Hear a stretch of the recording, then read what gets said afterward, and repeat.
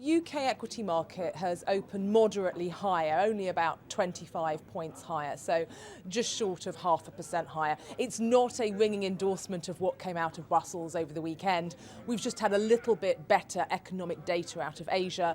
That pushed Asian stock markets considerably higher, and we've just had a little bit of follow through this morning. This is not to be taken as Angela Merkel and Nicolas Sarkozy have sorted out the Eurozone debt crisis. That is not how we should take a little strength in equity markets this morning. We knew from last week that the real decisions had been put back until Wednesday, another summit. So it doesn't really surprise me. It's pretty muted. We're just continuing to kick the can down the road. So it doesn't really surprise me. In terms of this weekend, there was still quite a lot of disunity. If you look at some of the comments that Berlusconi was making, he came under a lot of pressure to make structural reform in Italy. He's pretty unhappy about that.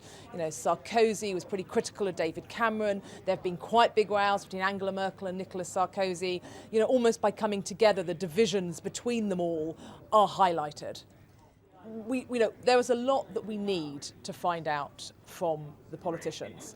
What we need from them is detail, not euphemistic statements that say we will do whatever it takes but not actually tell us what they're willing to do.